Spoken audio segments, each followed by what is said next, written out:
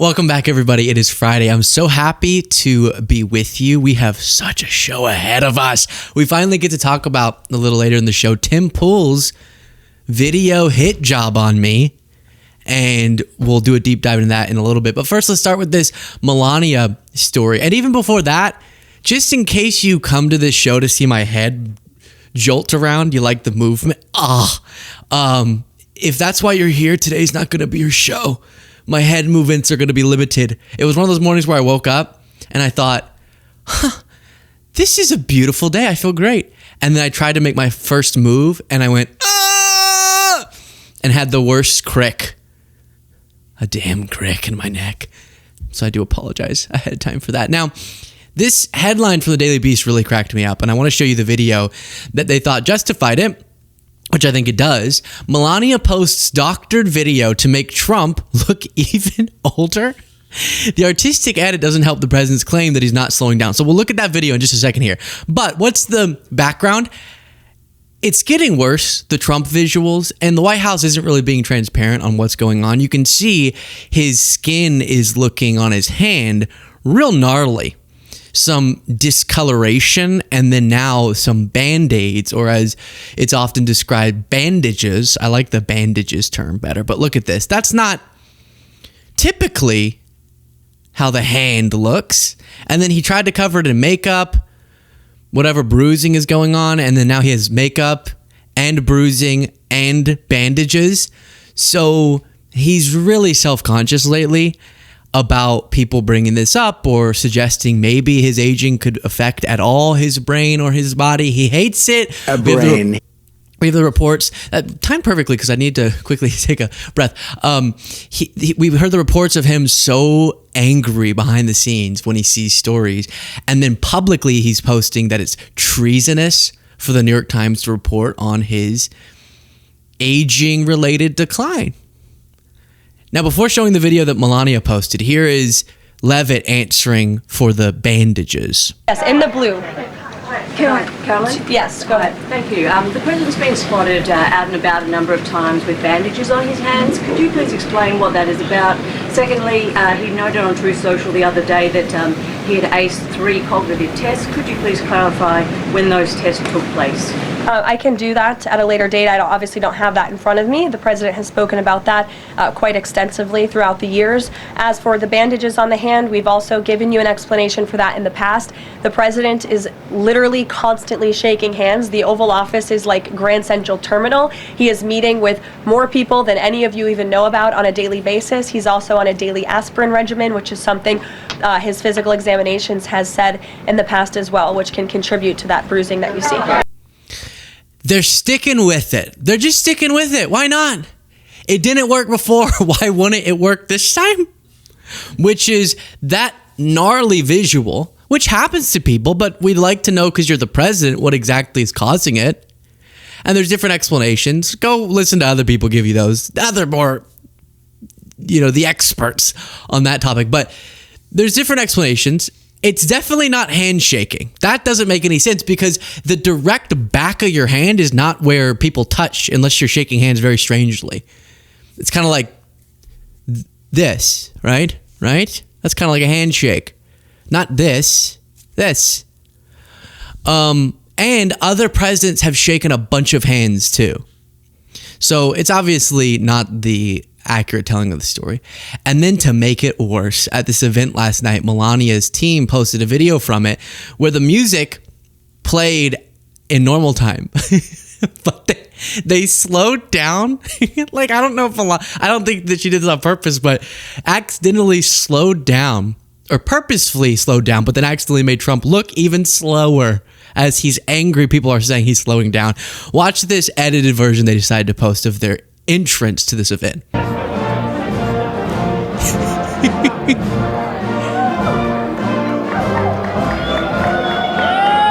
So fit.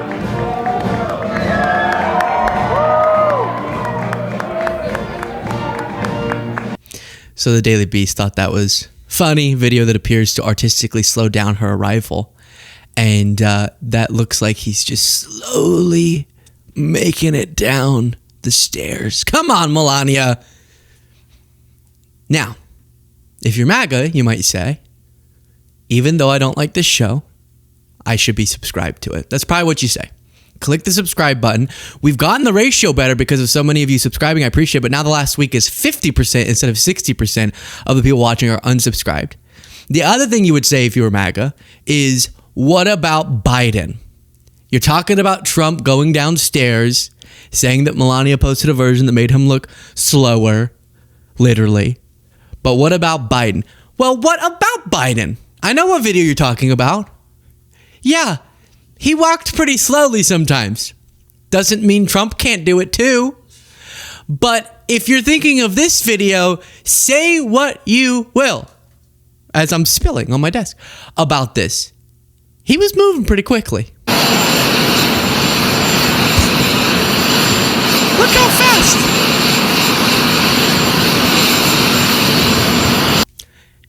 He tripped, but he tripped quickly. Very quickly. 3 times. For you to trip 3 times in 10 seconds means you were moving fast. That's the only thing it could mean. Okay? So I'm sure that would be the rebuttal, and I rebutted it back.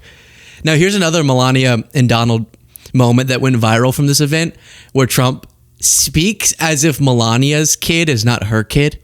Well, I just heard about that for the first time. The only thing I can tell you, I know one thing for sure, Mr. Speaker. It's going to be great. It's going to be great for children.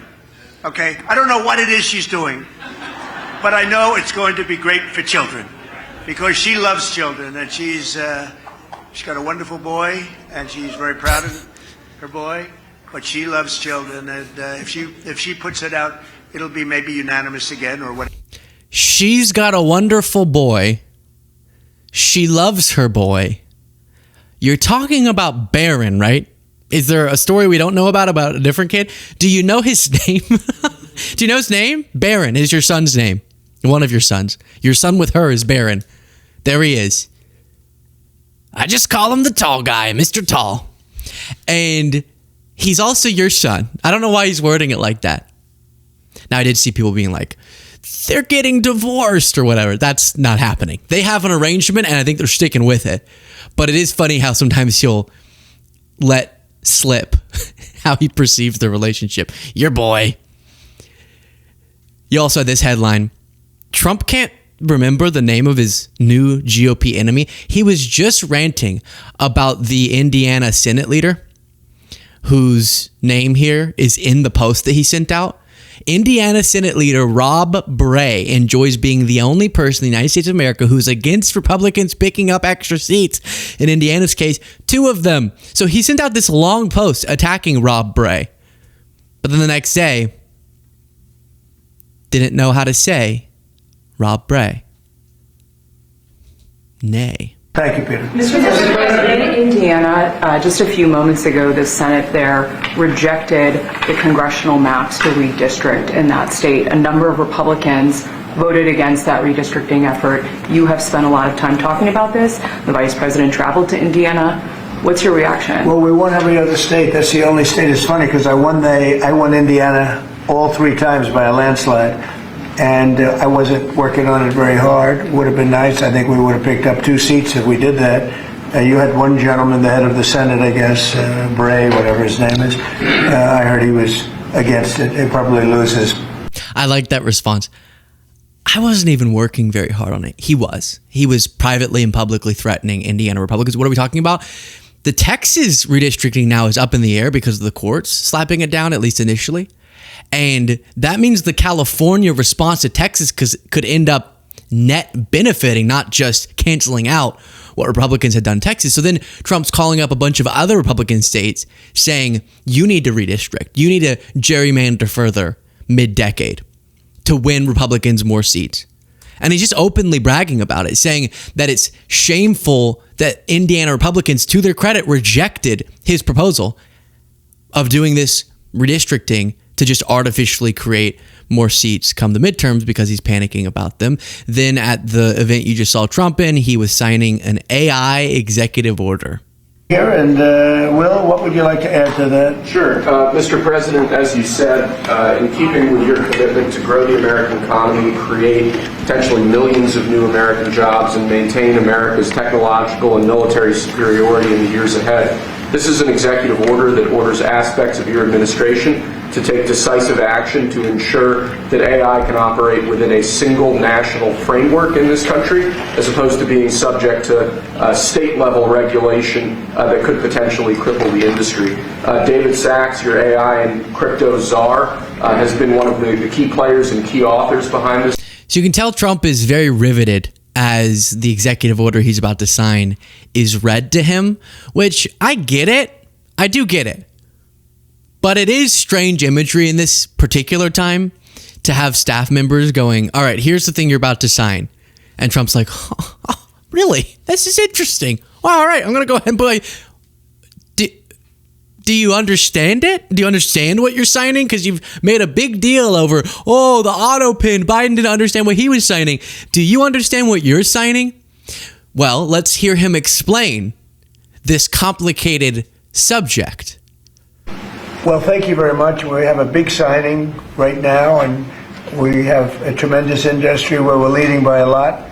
It's the AI, artificial intelligence. I always thought it should be SI, supreme intelligence, but I guess somewhere along the line they decided on the word artificial, and that's okay with me. That's up to them. That's up to the AI, to Mr. and Mrs. AI, to decide what they call themselves, supreme intelligence. I wonder why we didn't adopt that name. Supreme intelligence? Artificial describes that it is not intelligence of a human consciousness.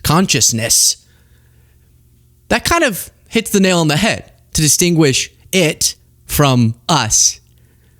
Supreme makes it sound like it's going to be the doomsday scenario we all fear, which is it lords over us. It Ultrons itself and then takes over. And then Captain America has to, right?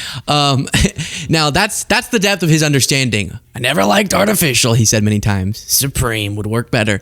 Now, what's happening there is something they tried to slip into the one big beautiful bill was a provision to prevent states from regulating AI so that there could be one federal framework. But the danger of that is often, it's funny too, coming from the states' rights people, that they're taking away states' rights with this subject.